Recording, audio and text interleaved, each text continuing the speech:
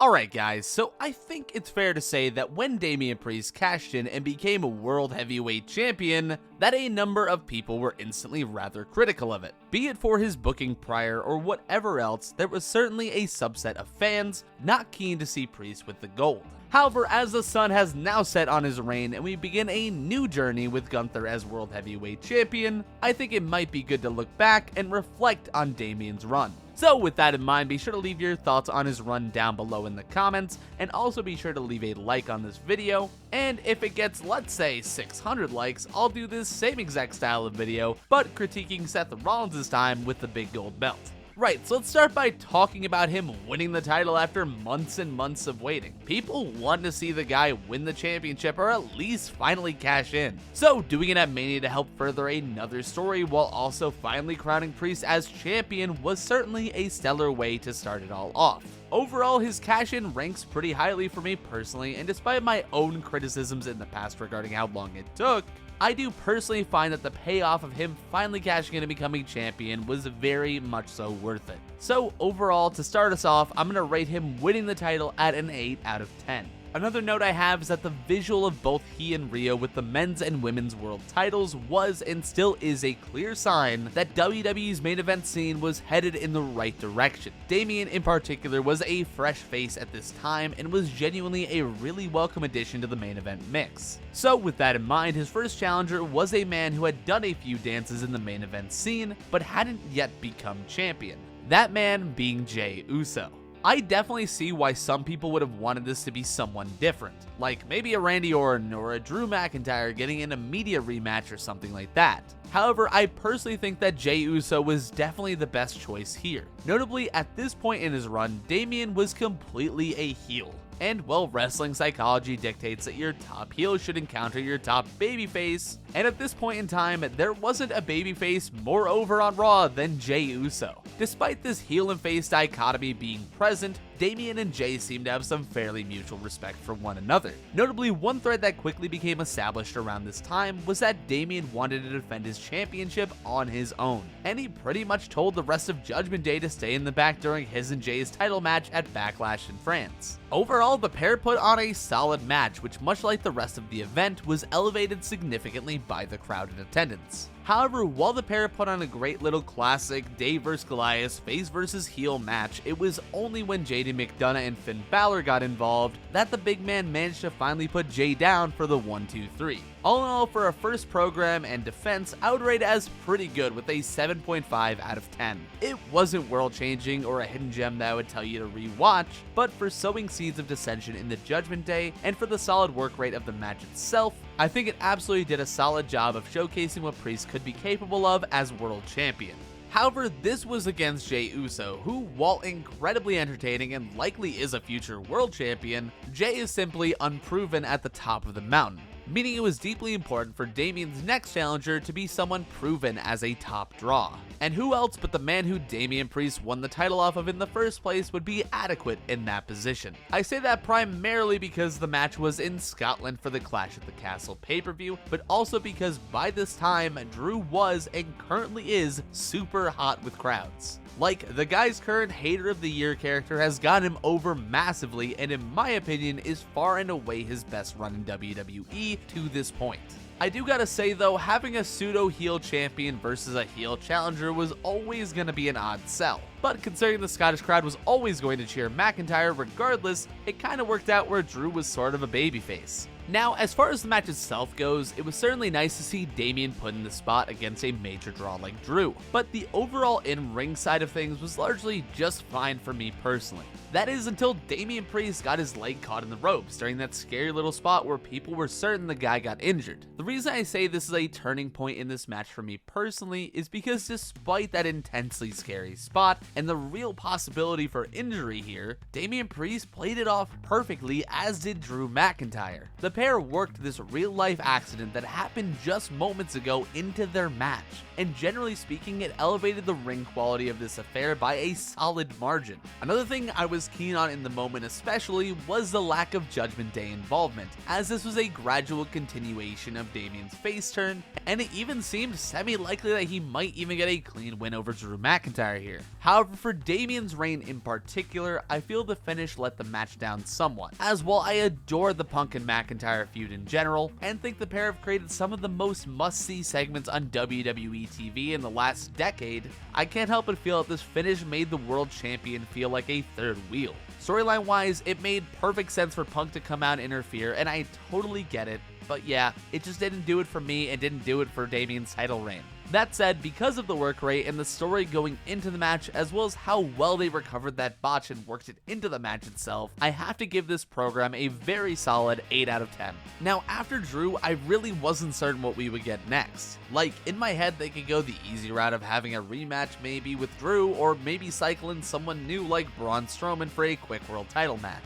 However, what we actually got genuinely shocked me. Honestly, I doubt most people saw Seth's return coming, and I can tell you with utter certainty that I didn't see it coming at all. That said, I was pleasantly surprised to see it happen and for him to come out and confront Damian, simply because I believe proven top draws are always going to be the best challengers when trying to get a new world champion over, and Seth fits that bill better than most guys on the roster. It was also a breath of fresh air that rather than fighting with the Judgment Day as a group, that Seth and Damian agreed to their stipulation before the match that the Judgment Day would not get involved, and if Damian won clean as a whistle, that Seth would not be allowed to challenge for the world title so long as Damian was still champ. Despite this agreement though, Finn did take the opportunity to attack Seth while he wasn't expecting it during a segment with Damian. Damian pulled him off, but this further sowed seeds of dissension between the pair. Another thing about this feud I was really keen on is the acknowledgement of history between Seth and Damian. Like, for the better part of a year, Priest was trying to cash in on Rollins to become champion, and as Priest literally says in his promo, he wanted to beat Seth for the title.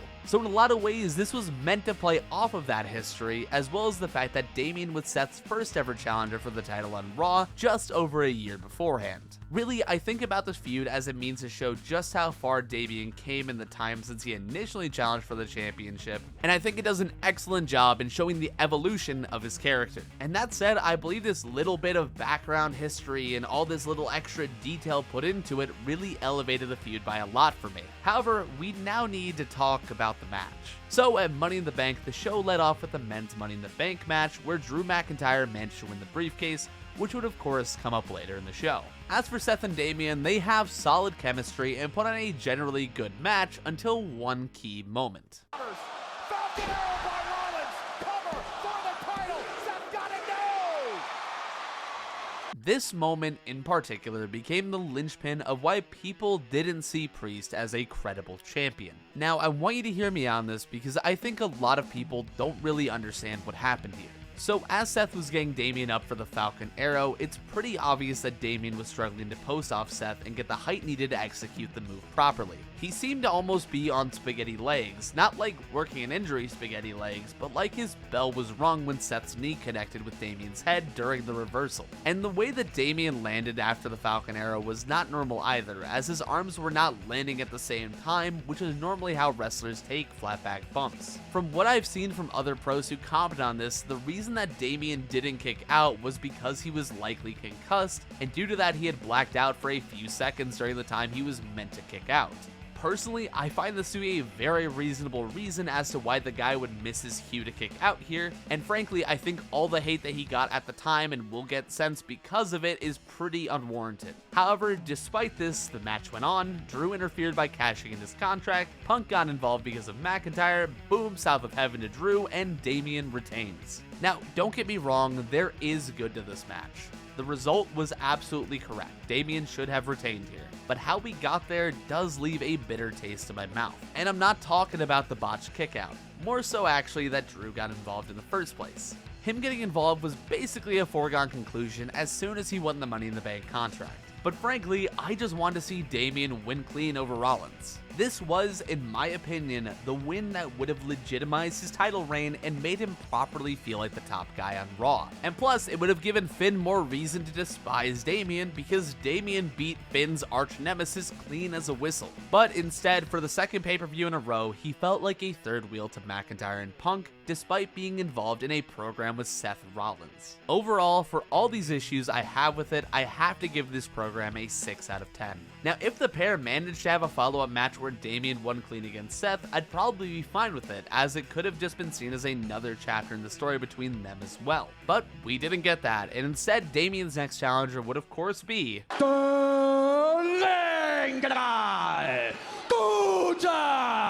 Going into this program, I feel like most folks wrote Damian off.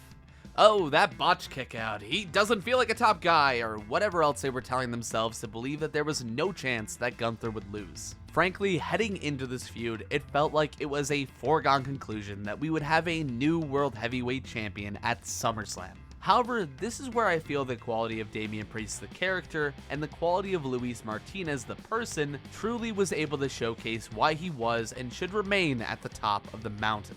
This story of an underdog in life fighting from the streets against a man who was given the world on a silver platter is a tale as old as time. It's a story that goes by many names, but in this case was called Damian Priest versus Gunther. This grassroots babyface character which Damian had been building up to for months. Yes, I mean months, because he mentioned being homeless and his struggles in the Mania 40 press conference. This character was something that was really connected with people. It's that relatability and ability we all possess as humans to put ourselves in the other person's shoes and understand what that struggle is like.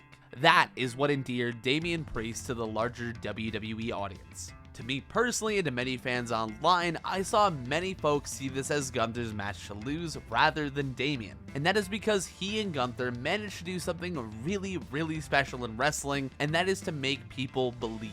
They made people believe that this match, which by all accounts seemed to be the inevitable crowning moment for Gunther, was actually potentially going to be his biggest failure. This is because of their segments and promos, and I think many folks really began to see why Triple H put Damian Priest in the position he was in, and simply put, it's because he is that damn good. This sentiment is only further proven in their match for the title because frankly, it banged.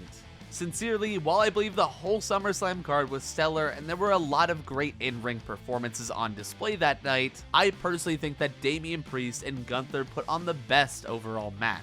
This was only further heightened, bolstered by the fact that it was genuinely really hard to tell who was going to win going into it. However, just as Damian had secured what looked to be a clean pinfall win over the ring general, Shoulders down, what the hell? This turn and the general implosion of the Judgment Day is a topic for another video. But to put it very simply, everything about this was wonderful. From Damian being a smart babyface and watching the replay to see what happened, to his rage at Finn taking his eyes off the match, to Gunther snagging control with the sleeper, to Priest powering out and getting another near fall before once again allowing Finn to get his attention at ringside, ultimately culminating with Gunther once again capitalizing on Damian's mistake. It was genuinely perfect, and if his reign was going to end, this was a great way to end it. Gunther walks off as the new World Heavyweight Champion to hopefully have a not several year long title reign, and we finally get to see Finn and Damian against one another. For me, this ending has to get a 10 out of 10.